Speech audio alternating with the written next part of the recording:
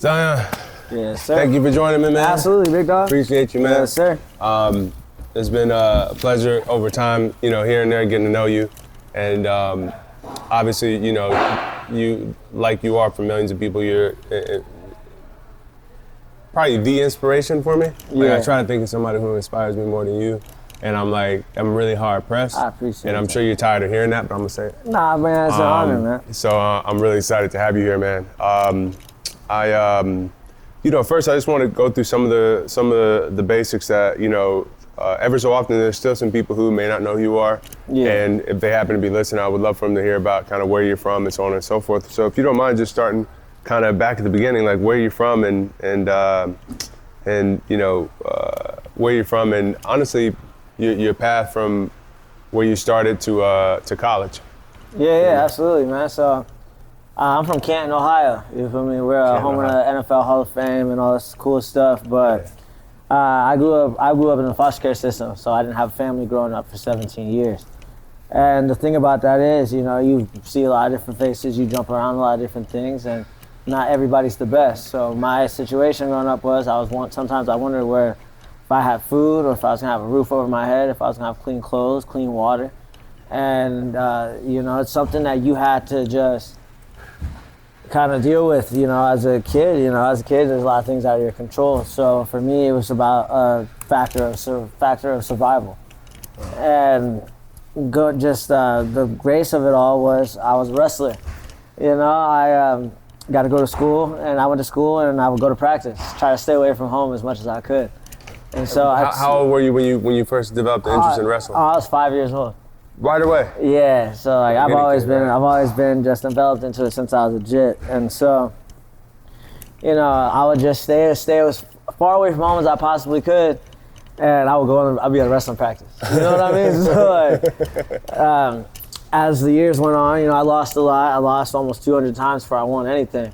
Really? Yeah. And this started in junior high? It started in first grade. Great, so they had a team? Yeah. See, I didn't even know wrestling could start. So you started, okay, go ahead. I was literally dude, wrestling, you can start it when you're 3-4 years old. And youth programs where you got your little kids, all the way up to your medium-sized kids, your big kids, your middle schoolers, all the way through high school, college. So you know what I mean? 200 times before you won. Yep.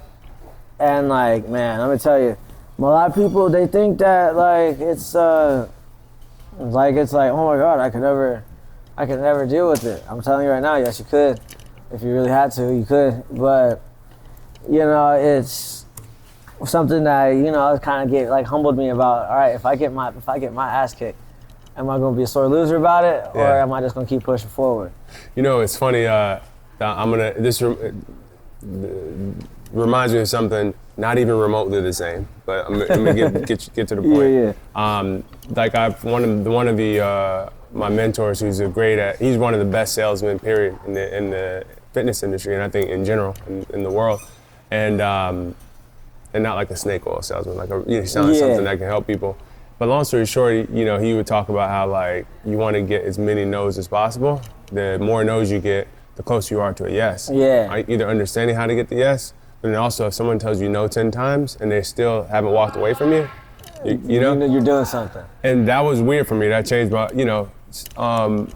so when I'm in the position where I'm trying to influence somebody, I take that mindset, not even close to being the same thing. Yeah. But my question for you is, when you're going on your 102nd loss, 103rd loss, and I think about so many people who get frustrated coming off 1 or 2, right? Yeah. Or not even trying.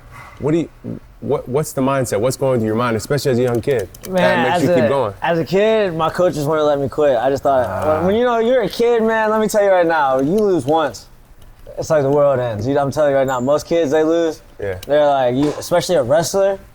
I go to these youth tournaments every once in a while. I see how kids are doing. You see a kid get whooped. Yeah. And slammed and all that. Yeah. You get up, you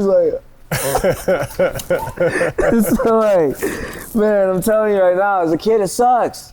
But as I was getting older, my team, I had a good set of coaches around me, and my teammates, they were some of the toughest wrestlers I knew. When I say just that I knew, but that the entire state knew. Like my teammates, they were like top 5 in the state consistently. Wow.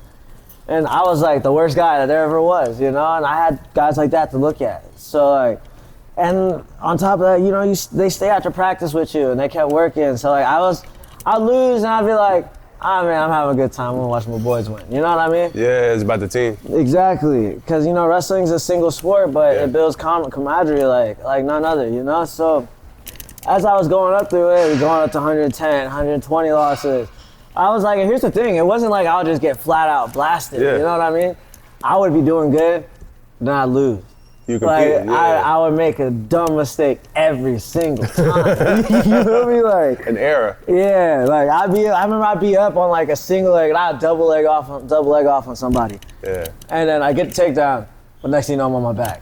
you know what I mean?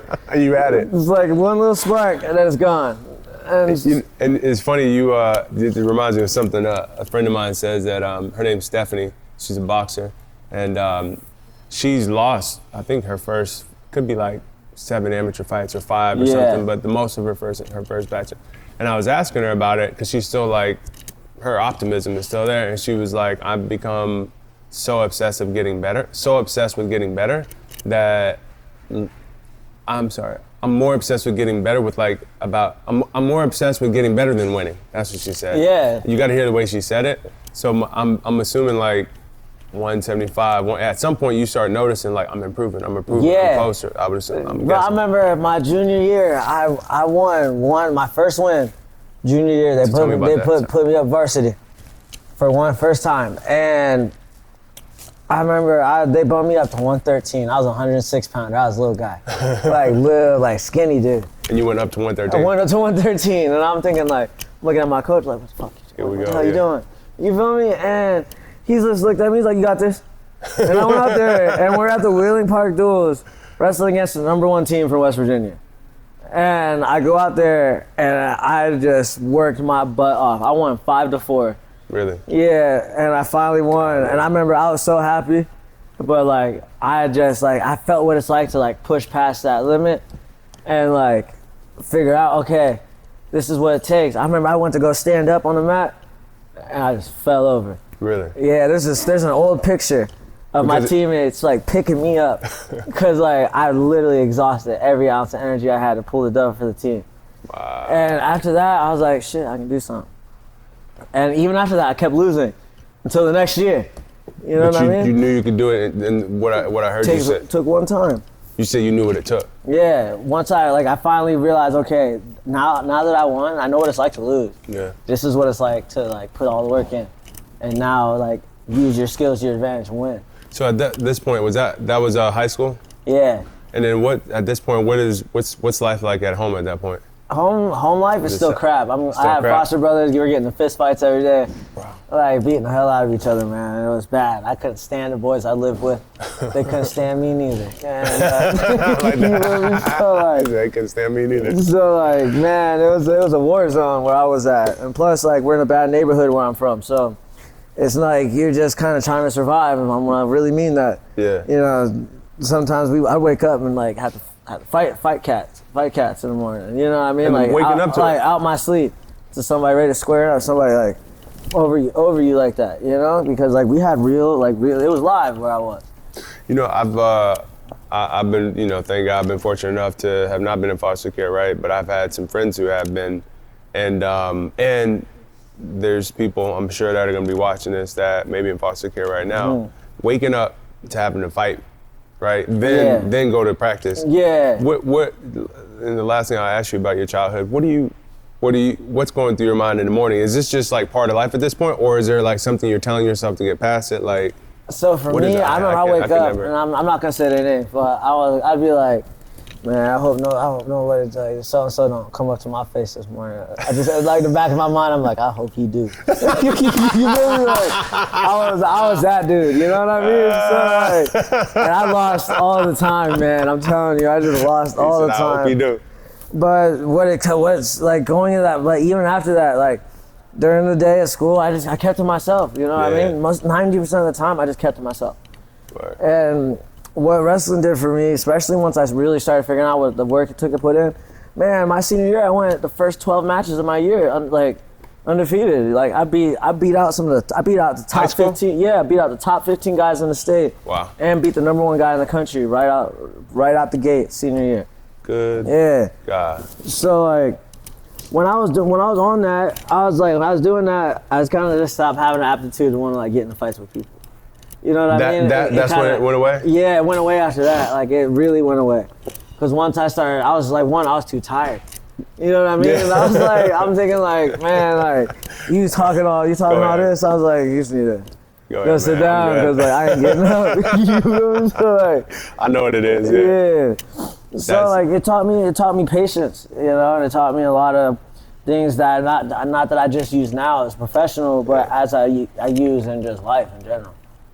So tell me about the transition from high school. So you were in Ohio all throughout high school, and then tell me about that transition right into college, picking a school, getting in.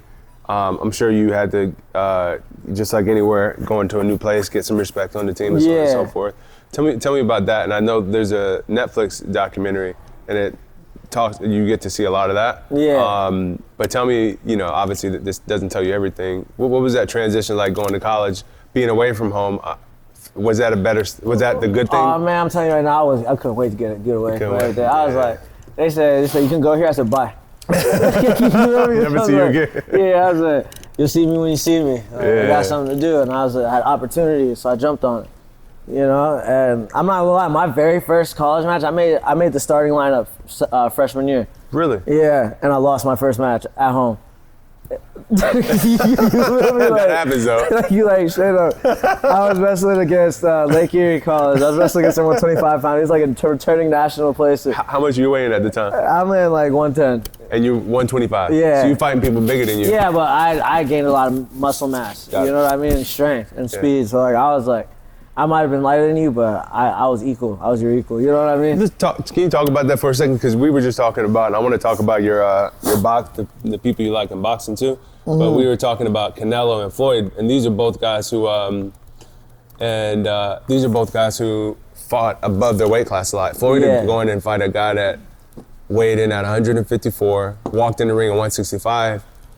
Floyd walked in the ring at 146 pounds, less than what he weighed in, right? Yeah. And then Canelo's fighting giants, right? Yeah. And you find that sometimes your speed is your ally, and sometimes these guys put on weight to fight bigger guys and they do worse. So I'm just curious, why were you fighting above your weight class? And then number two, what type of edge did it give you?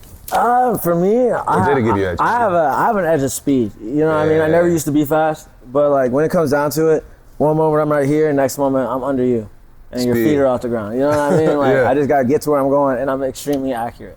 Got it. You know, like in the heat of it, you could be throwing a flurry of punches at me, and I'm just gonna I'm gonna watch it, and wait for that opening right here where I can just grab your leg.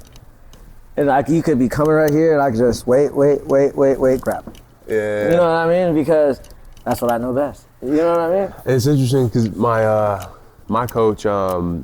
He told me the coach I'm working with now, he told me the first day, probably first month we started working, I was trying to counterpunch somebody, and he was like, George, he was like, you're never gonna be able to counterpunch this guy, he's faster than you. He's like, he's just faster than you.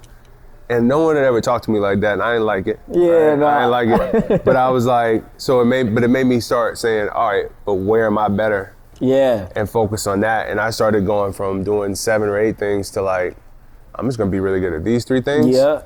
And then eventually I was counterpunching him, by the way. Yeah. But just curious, can you talk about your development as a wrestler from what was your journey? Just talking skills in the craft. So skill wise, man, I used to have a lot of trouble with somebody getting on top of me.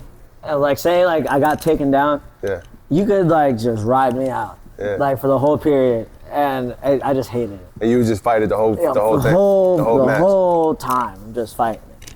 But as I developed, you know, my coaches, we worked a lot of like speed drills and accuracy. Right. You know, like one moment, like I just had to sit here and they call positions. I'm just saying here. You know what I mean? And I'm sitting there like, okay, the more I was doing, the faster I found myself getting, to the point where like, you could like, you would go to like snap my head down or something, or like say you get behind me, you go to like put your arm across my neck. I'm literally without looking catching it right here, and like just pulling it over because I know it's coming. Got it. You know what I mean? Whether I've competed against you or not, I just expect it to be there. Now, go ahead. And so with that being said, all my skill just based off, okay, what can you do, what can't you do? We crossed off everything that I can't do, and everything that I kind of could do, we modified it to make it work. That's why, like, when I compete or when I train or when I'm sparring or I'm fighting, I move so differently because it's hard to describe my skill set in the fact that I'm so unorthodox. Yeah. And you know what I mean? Where you're going to practice, right? Yeah. That's why I was talking about, there's like this heavyweight champion, he's 6'9". Yeah, that's big. Tyson Fury. Oh, okay. And I was telling somebody, they're like, man, I was explaining one of his advantages. I was like, where are you going to find somebody 6'9" who can move like this guy, Floyd Mayweather? Yeah. He can roll the punch and get under. Yeah. You're not going to find a guy with those type of skills, 6'9". So then when you get in the ring, that's the first time you've seen it. You know what I mean? Yeah. And people don't realize how much of an advantage that is. I was going to ask you, so tell me, you said speed and accuracy, and I think you already answered this, but I just want to double check. You said those are two things you're great at. Yeah. Was that because your coach said, hey, you're going to have to be fast and accurate, or is because he said, I'm looking at you and I see that you could be really fast and accurate? He was looking at me because like I was like I was one of those kids that like couldn't sit still when I was on the mat. You know what I mean? Like you see, so, you know, a lot of people like they just like they'll snap your head down, they'll tie up and like hang off the head, move you around. You know, I wasn't one of them. You know, I wanted to get in and I wanted to put you away and get off the mat. You know what I mean? Like that's how I was always thinking. I was like, I didn't want to be out there. I don't want, especially in college, I don't want to be out there. I don't want to be out there for 7 minutes, potentially 12 if we go into overtime. You feel me? Like, that's a long time. You don't get paid for overtime. Yeah, so I'm like, all right, what's the quickest way that I can get in and like either run up the score so I can relax or like put you away and get the pin? Got it. And so I was always looking for something like that. And my coaches, they realized that like, they're like, they used to call me Jumpy because like, I was real jittery. Even now it's more controlled. I can sit there, I can wait, and I'm so good at it. I can fake a takedown and come over with the left hand. Got it. You feel me? Real easy.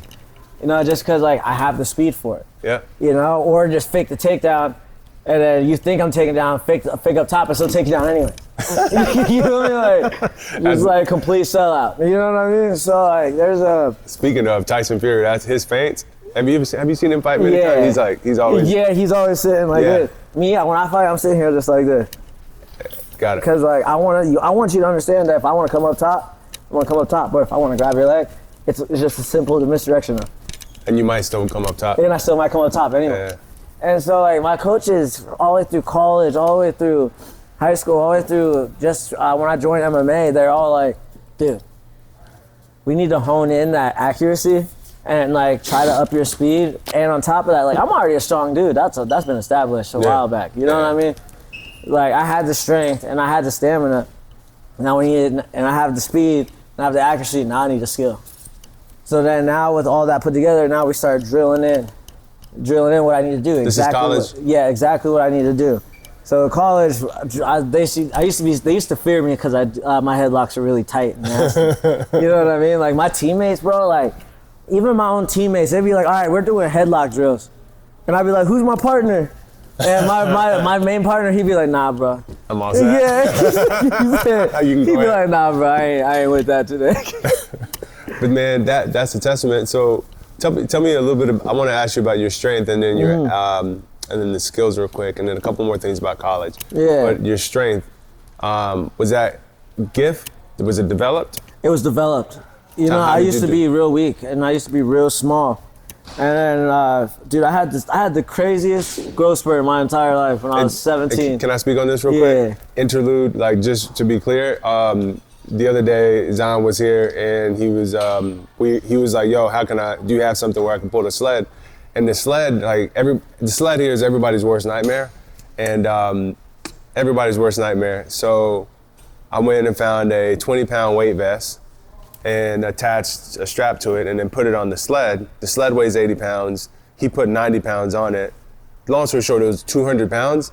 And I was like looking at him like, I don't know if you want to do this because we do that in class and we do not put that much weight on it. Yeah. We put like a 35 or a 45 Yeah. and then people are dying, right? Yeah. And so even me, like I put about the same amount of weight and I go down and back and I'm like, that's what me and him did yesterday.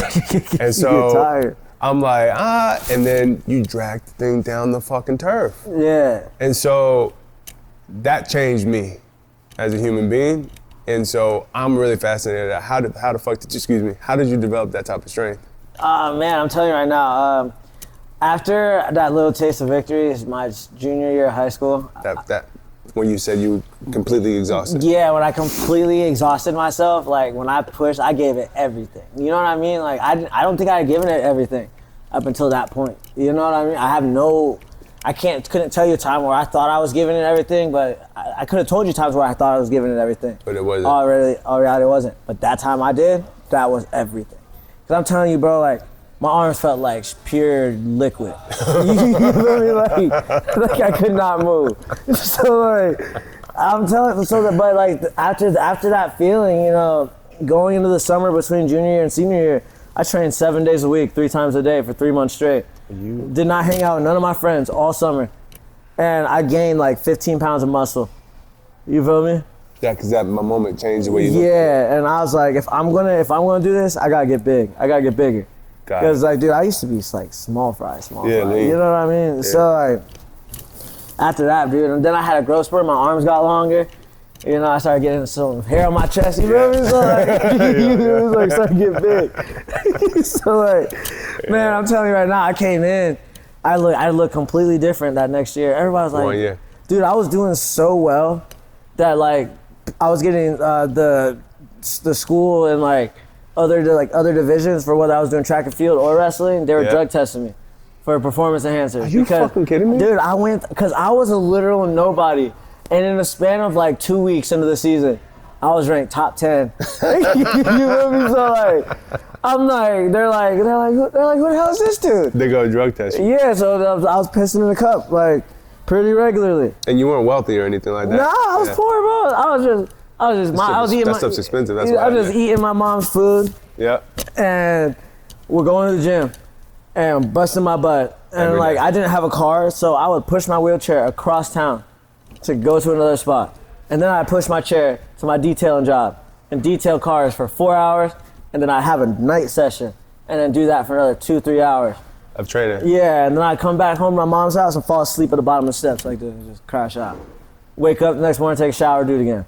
Wow. And my mom told me this is after, so I didn't get adopted till I was 18, but I was taken in before that. Got it. And so I remember my mom. That's your mom, that's after you were adopted? Yeah, okay. So I remember when she told me, she's like, she said, listen, you ain't gonna be sitting up in my house all summer doing absolutely nothing. I said, you either gotta go work out and get better at wrestling, or you better go get a job. I went and did both. You know what I mean? So like, I was making some money and I was training everything I possibly. You said detailing cars? Yeah. I didn't know that. Yeah, I detail all my own cars. That was my first job, by the way. Oh shoot, that's what's up. Oh yeah. Man, all them chemicals, by the way, those weren't good for us. Yeah, no. I'm just in there like. Looking back, that was bad. Hey, I got good tips though, so like. Yeah. The tips are always good, so man, I'd be like, all right, boys, what we doing this week? Let's get it. Man, so I gotta ask you about this workout regime, and then one more question about college. Sorry, because every time you talk, I think about something else. But tell me, you working out 3 times a day, 7 days a week. What type of what are you doing? Is it calisthenics? Is it weights? Is it skills drills? Like, give me kind of a mix, an idea of the mix. So we had these one drills where, like, for instance, when I say I catch, like, whether it's a MMA fight or anything. If you throw a punch and I can see it, I'm gonna grab your wrist and pull you towards me. Like the last thing you would think somebody would want to do. You know what I mean? But for me, you punch at me and I see a fist coming. If I get out the way, it's gonna grab it and pull you down. And you throw an uppercut or pull you down, take you down, and then throw an elbow or something. You know what I mean? So like, for me, it was more like we'd do all these drills where like my coach would hold on to me and then we'd have somebody else and put their feet together And I usually do it with our heavyweight coach. Yeah. And we just sit there, tug of war, like pulling, seeing who had the more strength. So now when I go, every time I did anything, I snap your head down, pulling it in. I grab your wrist, pulling it in. I grab your leg, pulling it in. You know what I mean? It's just like a collection service. And then on top of that, come here, get over here. That's what I'm saying. Yeah. But then, get over here. On top of that, I was benching, I was doing pull-ups, I was doing a regular thing, but like push pull. I would do like extra sets. By the time I turned 18, dude, I was benching 230 pounds on the bench. And you're getting it 4 sets, 6 sets. I'm getting like 4, 6, 10, and like after a while, I just stopped at 230, and I just tried. And I was like, now let's see how many times I can push 230 pounds for reps. That's twice your body weight. Yeah, so like, I'm like, all right, now we're there. Now I got the strength. Yeah. Now let's get faster. So then I'm sitting there, and coach would like, we'd have to like, he would play this game where we would like have to throw things at each other real close up front. Yeah. You know what I mean? Try to catch it. Like we'd have like 4 or 5 guys like take like a little pong ball. Yeah. And rocket it at us. You know what I mean? And try to like either block it or catch it. Like whatever angle it's coming at, don't let it hit you. You know what I mean? And whoever let the least hit them won. And y'all would just do that over and over and over? I would crack my homies. I'd be like, sitting there like I'm in the MLB, dude. Try to leave welts on them, you feel me? But it was a game that like, either you're gonna move or you're not. You're gonna get hit or you're gonna catch it or you're either gonna get hit or you're not gonna get hit. You ever seen the movie Dodgeball? He said if you can dodge a wrench, you can dodge a ball. Same logistics. There's a story that Joe Louis, you've heard of Joe Louis? Yeah. That his chappie, Jack Blackburn, they said he was getting hit with right hands, and so they had a fight, and he told him, he said, man, I'm gonna have to teach you how to duck a right hand or get out of the way of a right hand. But long story short, he was like, all right, and then he was getting ready, and he took a brick and threw it right at his head. And he got the way, dude. And he said, that's how we do it. Yeah. Now that's a true story. Yeah. Bro, but it's crazy. Sometimes it takes the knowledge of imminent danger for somebody like us to like push ourselves and be like, okay, if we're gonna be a real savage, man, like you gotta be able to dodge these punches. I train with guys like AJ McKee and like Baby Slice and like Antonio McKee. These guys are certified savages. Killers. You know me? So like, if you think that I'm just sitting in there letting them piece me up every day, you mistaken. Because like I was training with AJ today and I hit him a little too hard on one. He said, oh yeah? He came back with some heat, and I had to get serious. You know what I mean? That's the imminent danger. Yeah, imminent danger. So like he started throwing heat. I got real focused and started getting out the way. Yeah. Because if he hits you one or two times with these bombs that he's throwing at high speed, it's a problem. He's gonna put you down. He's gonna sit you down. And so like, just those levels of training like that where you have to move and you have to react real time. Yeah. That's what it is. I don't like the drills where they're like, here comes a golf ball at the same speed. Try to catch it. Try to catch it because you're only gonna know that speed then. Rather than here's 40 golf balls, all at different speeds. Try to get them out of your way. No comfort zone. Yeah, no comfort zone. You're not gonna know what to expect. Catch one. Because like in a fight, because I might throw a punch that fast, but my next one might be on just to see how you move. You know what I mean? You might throw fast and then slow. Yeah, just to test the waters. You know what I mean? I like to see like what's up. Yeah, yeah. So tell me, it's funny because you not so much. I know like the MMA, like you got to use your hands like a boxer, but so much the way you talk about strategy is how we talk about it with traditional boxing. So last thing, tell me college highs and lows. Like highs and lows. What would you say the low was, and what would you say like the high was? Because that was, when I understand that school, that's one of the best wrestling schools. Yeah, we were definitely a prestigious wrestling program. I don't know about so much anymore. Yeah. But at my time and the years before me, yeah, they had some big hitters. Yeah. So like, man, it was a lot being there. You know what I mean? I'm not gonna speak bad on the school, even though I could say some things, bro. So like, but it was a lot. It was a lot, but like, here's the thing: when it came to my team, I wouldn't have asked for a better band of brothers to fucking go to war with that every single time. You feel me? If I could do it all again, I would do it exactly the same way. But my thing is, the dynamic in there, it's like the different, like there's like people like, I love these like state champs, like these like state champs or like high school national champions that like come into college thinking that like, oh, I'm about to. Did a SHIT. Yeah. And then you get somebody like me that never went to state, whoop their ass. You feel me? So like, take care of them. That's what I'm saying. Like, here's the thing. You see it in gyms all the time, man. Yeah, and like a lot of people, they don't understand because the level is so like, let's say high school's here, college is here. You know what I mean? But at the same time, you look at the Olympic level and college level, they're not too far from each other. Because if you want to be the most elite college wrestler or you want to be an Olympian, you gotta work. About the same. It's about the same amount of work you put in. Got it. You feel me? Being an Olympian is a little higher. But high school is like the jump, man. It's like you're trying to jump a 20 foot crevice. You know what I mean? Yeah. It's gonna be hard. And you know, it was for the amount of work I put in, and the amount of times there, the ups and downs. My high was the fact that, you know, I figured out how far I could really go when I remember the regional championships. Yeah. I broke my ribs in the regional semifinals. Semifinals. Yeah. And I ended up winning my semifinal. And I remember that first place match, I won it by a hair. You feel me? You won it? I won it barely. Like I feel like if I was healthy, I shouldn't have. Like it shouldn't have been like close. If I'm gonna be real with you. You said if you were healthy. Yeah, but my ribs was broke. You know what I mean? What do you expect me to do? Like, you know what I mean? And my opponent, he knew that. Like he wholeheartedly, he been studying me the entire time because he was the one that was predicted to get into the finals, and I was the number 1 seed. Yeah. You know what I mean? So like, me being the number 1 seed, I have a big old target on my back. Yep. And so I'm in that first place match, and every time that he like would get a takedown on me, he would just tight waist me around my ribs and squeeze. Bro. You feel me? And it would just take the life out of me. And every time he squeezed, I'm telling you, something activated in me. And I would turn around as hard as I could without exposing my back, and I'd underhook him. And sit there and throw it up, and then like push his body away and get back to neutral.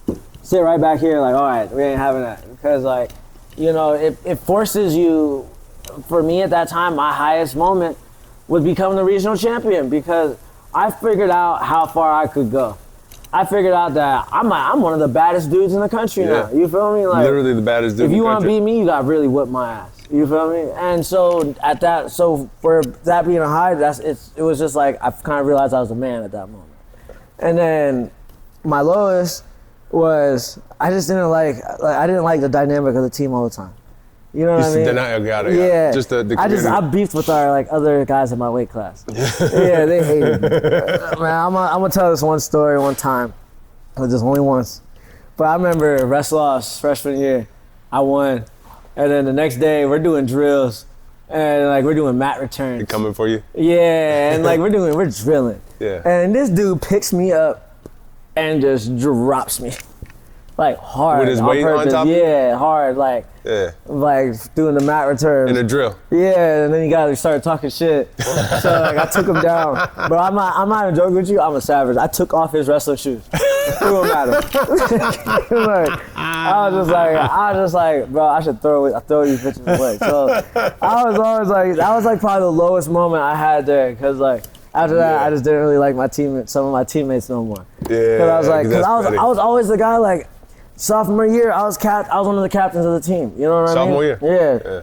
Yeah. And so like, from the get-go, I was always trying to lead the guys to do better. I was always trying to push them to be better. Yeah. Always trying to be that dude that, you know, if nobody's up at 5 a.m., I'm gonna break your door down and make you get up. Because like, if I gotta be up and coach is calling my phone, you gotta get up. Because I'm calling your phone. You feel me? So like, you were that guy. I was that guy. And like me or not, we're all gonna get better together. And I feel like not everybody, a lot, like my roommates, those are some of the closest guys to me for the rest of my life after the experiences we had. But those guys, they were like me, where like, I'd be like, bro, we're getting up. Or like, hey bro, it's like 8 o'clock at night, wanna go to the restroom and get a scrap in? They'd be like, hell yeah, let's go. And we'd be in the restroom, 8 o'clock, 9 o'clock, 10 o'clock, just scrapping, trying to help each other lose weight. And then still get up the next morning. Yeah, we still get up the next morning and keep going. And that's why we were the guys that were placing at nationals. That's why we were the guys placing at regionals, being the regional champions. You know what I mean? So highs and lows of Kent, there is and there's not. It's interesting, man. You taught me, I learned a lot in that. I was gonna ask you, well, I got 3 questions. One, how did you break the rib? He went for, this is semifinal. I'm wrestling against the University of Las Vegas, I think. Yeah. And I can't remember, like red and black. UNLV, he goes to UNLV. Oh, okay, cool. So. And this dude, he tried to hit like a super duck on me. And a super duck, so you have to elbow and you duck it. Yeah. And you come under, and then you come around the leg, you pick it up, you can double or you can single it off. And he tried to hit a version of that on me, but instead of him getting it, I just kind of grabbed his neck and his arm. You feel me? Yeah. So like, you know, I'm up in the air like this. Yeah. And I'm thinking like, all right, if I let go, because the second I take my fingers off the mat, the ref's gonna call potentially dangerous. And we're gonna have to go back to neutral. Yeah. So I'm trying to play smart. In college, they also give you a lot more leniency. Gotcha. You know, like you could have one finger in the ring and it's still live. Okay. You know what I mean? So I'm upside down and I'd go to like, try to like let go and try to like double under, scoop him from behind. Yeah. And it just didn't work out. He saw it coming. And so like he kind of stepped back and kind of all his body weight went down. I missed it and I came down like this and just his weight, like I hit the ground and then he came down on top and just at the angle, after I felt my ribs crack. You know what I mean? Like immediately I felt them crack. Hurt when you breathe? Oh yeah, it really hurt. They had to like tape my body around and like compress my ribs. So, and the last thing I want to get back, because I want to make sure anyone who's listening understood this. You said, had you not had the injury, because of that reflex you had when the guy in the finals was messing with it, had you not had the injury, you may not have won. Oh, I might have lost. Yeah. I might have straight up lost. But like now that you know it's like that saying, never corner an injured wolf. Yeah. Yeah, because like you might get messed up. Yeah. That's how I felt. Because like I didn't want to go home. I mean, obviously I was going up. I didn't want to get a lower seating. Yeah. I didn't want to look bad in my first year. My mom was there. Yeah. So like, didn't want to look bad. You feel me? It was a moment. Yeah. So like, I just was like, you know what? Fuck it. You feel me? Like, if we're gonna run it, like, I don't care what happens next after this. But I'm about to be the regional champ. And I remember I blasted up with this dude with like a couple seconds left. Yeah. And just rode it out. You feel me? Yo, you know, it's funny. I've been like scratching my head about this one moment, and like once again, not even close to comparing it. Not even close to like this is literally. I'm not being modest. This is child's play compared to what you just described. But I've been scratching my head about this. I was sparring recently because in high school sports I sucked. I get on varsity and they figure out I couldn't run plays. I couldn't like remember a play. Yeah. And I freeze up, and so like can't play at the highest level of basketball. Can't play at the highest level in football. Like I could read it, but when, I would not open up the gap, you know what I mean? Yeah. And so on and so forth. And then I finally settled in lacrosse. That worked for me because I could just do one-on-one, but I just wasn't a good high school athlete. And I found boxing late. So I haven't had a lot of these experiences, but recently I was sparring and I had a hamstring injury, like a bad one. Oh shit. And so I wanted to get some work in, and we had 3 guys, I think, that day. But long story short, I could not throw body shots, and I really couldn't do like a quick rotation this way, and I couldn't rotate that way, so I couldn't throw a hook. And I ran 2 of my sparring partners out of there, ran them out. And one of them, I almost dropped them, and I didn't even mean to, but I remember thinking like, why does it take me to have? Why does it take you? Because now you're compensating, and you know that if they reach that area of weakness, you might go down. Yeah. You know Yeah, I can't let them find out. That's what I'm saying. That's deep. Most people don't get that. Now I get it. My ribs, man, the fact that you knew about it put more urgency on me to end it earlier against you. Because the longer we sit out there, especially having busted ribs, and you can't, wrestling match, you can't just call timeout. You know what I mean? It don't work like that. So. That sucks. Yeah, no, and if you're busted up, you're busted up. Yeah. Only time they'll stop it if you lose too much blood. That's it. And even at that, sometimes they don't really care that much. Really? Yeah. So it's about how much blood you lose. Yeah, it's like, if you're about to pass out, oh yeah, it's stopping it. But if you're fine and you're just leaking, have fun. You know what I mean? But it's that urgency of, that's that natural instinct that we have as mammals, as apex predators. The humans, we're all part of the animal kingdom, but we're at the top of the chain when it comes to intelligence, when it comes to savagery. You know what I mean? When it comes to everything. So with that being said, you corner a man. You corner any grown man anywhere. It don't matter if you have the up on him or not, he's gonna go out fighting. You got an animal on your hands. Yeah, you're gonna go out fighting. Yeah. And for me, I was like, if you're gonna have to break my ribs even more for me to say okay, you win. You know what I mean? You better snap, you better break some more. Yeah, I better not be able to breathe. You know what I mean? So that's how I felt. And then I went out there and I pulled out a dub.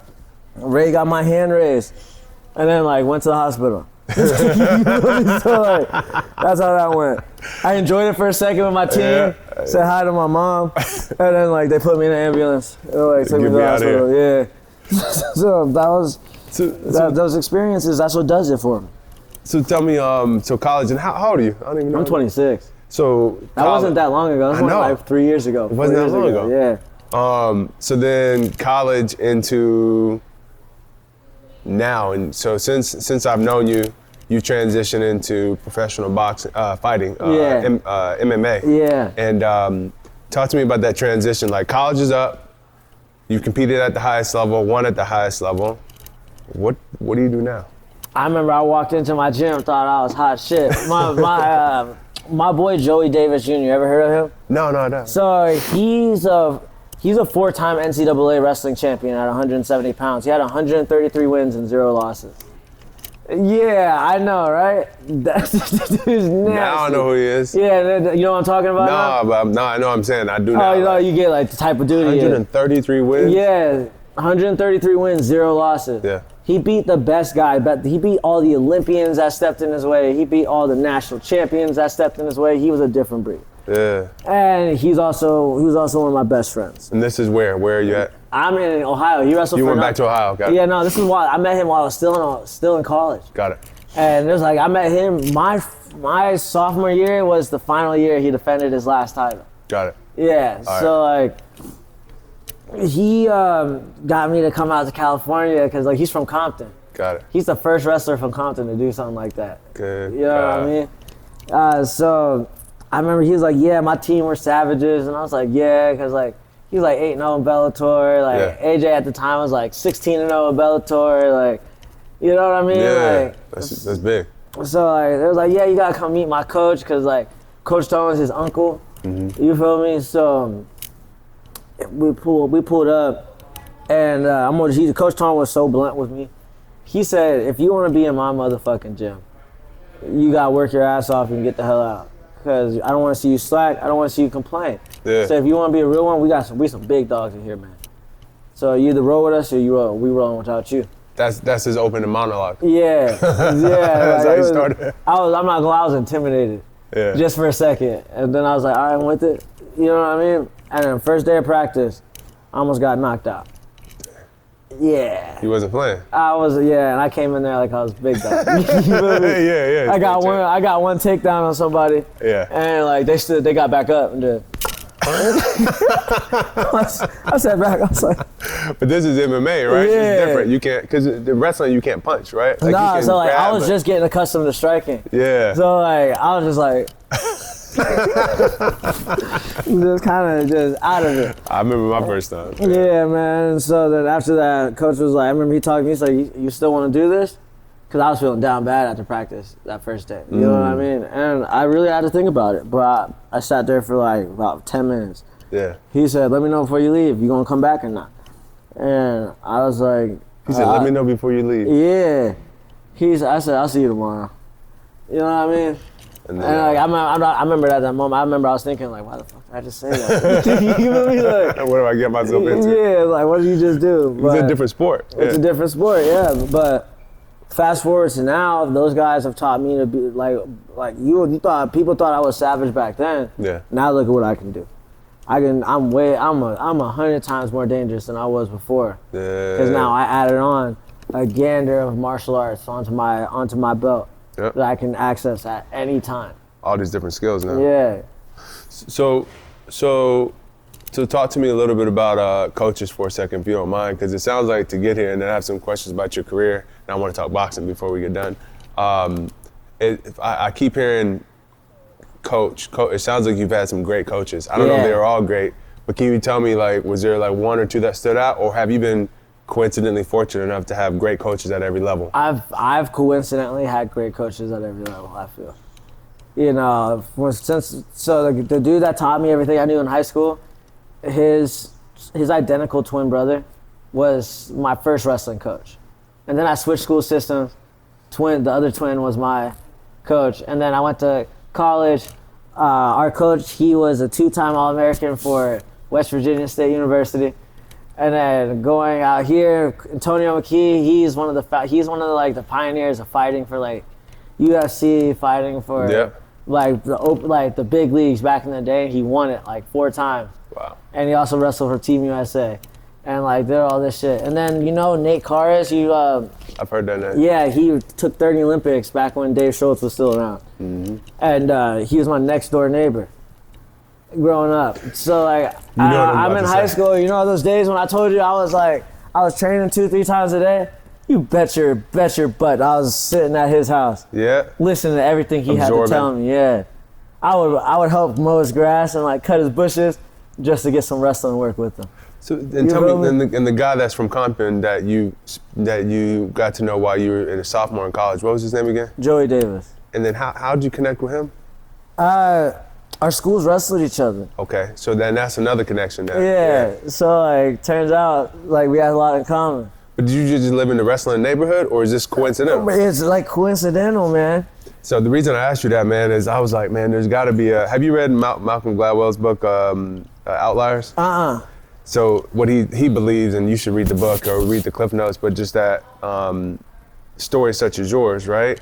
There's some coincidental things, right? For instance, you know, a great hockey player, you know, maybe he was 6 months older. He was born 6 months later, so he got to play above his what do you call it?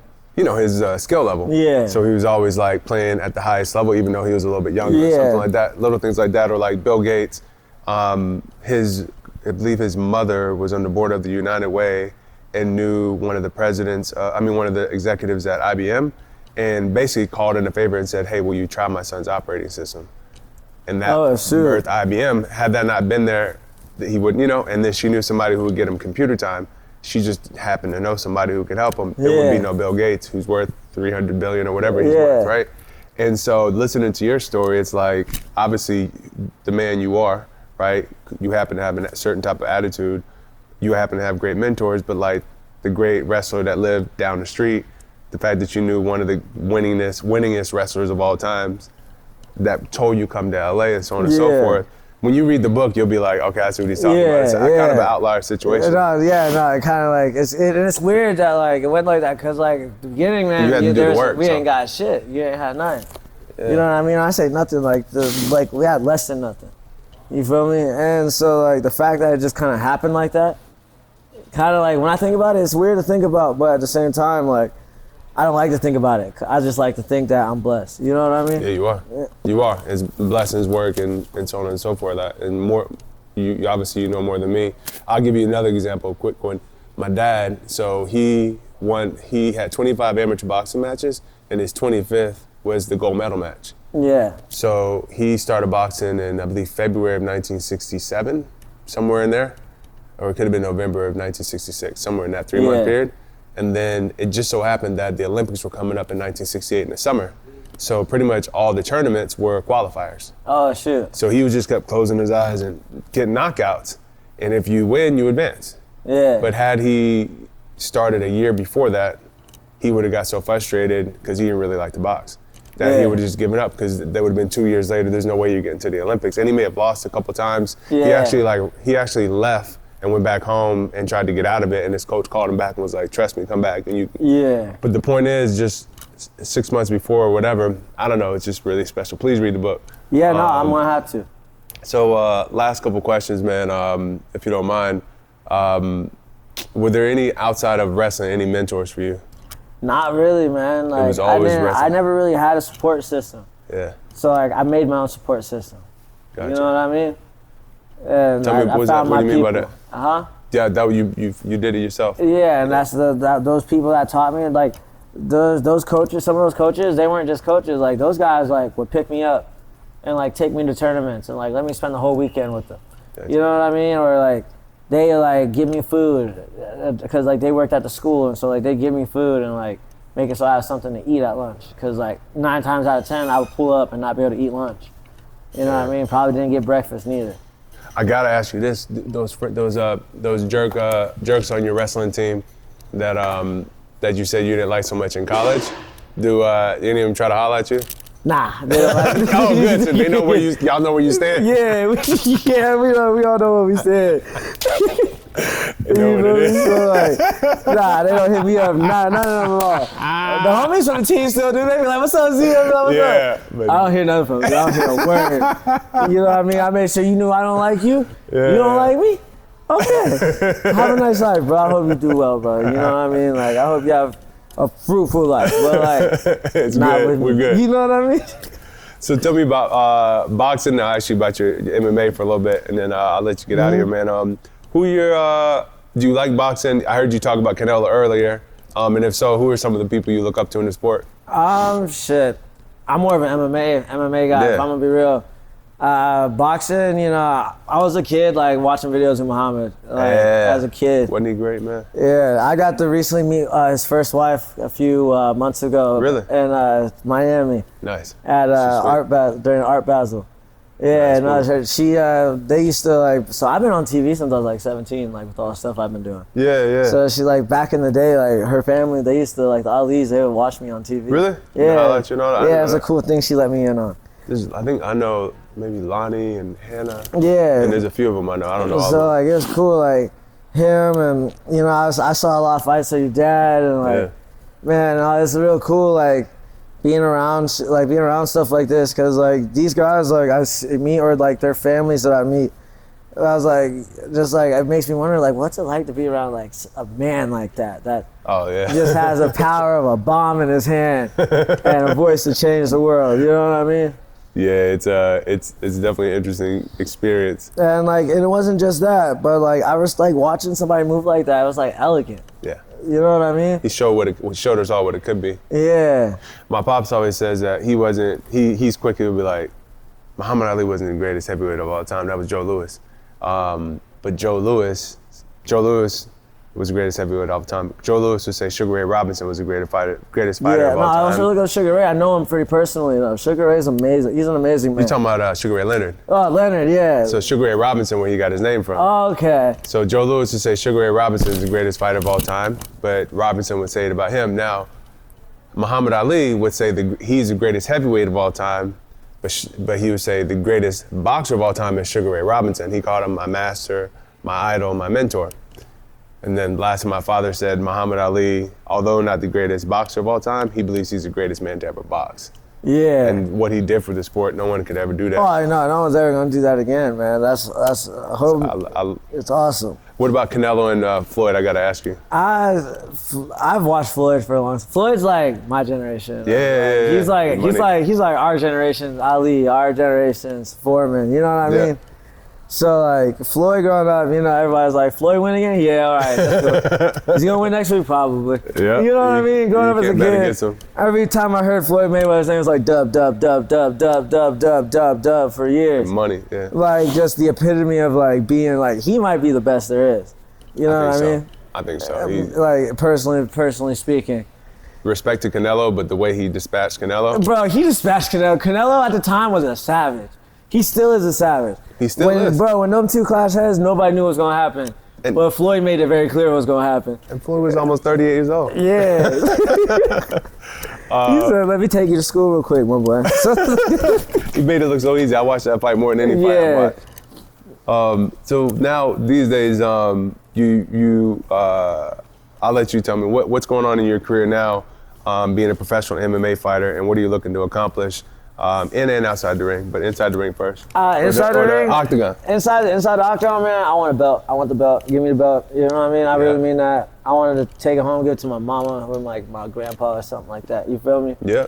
And, you know, like, I can't say what, I don't want to say it on film. Got it, like, yeah. But I already told you, yeah. But you're on to something, yeah. Yeah, something's coming. Good. So, but aside from that, outside the ring, man, you know, like, you know, MMA in general, like mixed martial arts, everything from wrestling to boxing to karate, all this shit, it's helped me like develop in who I am, and like it's also demanded respect for me too, which I didn't get a lot of as a kid or as even a young man. But now people are like, that's that dude that like that's a nice guy, but like he'll mess you up. You know what I mean?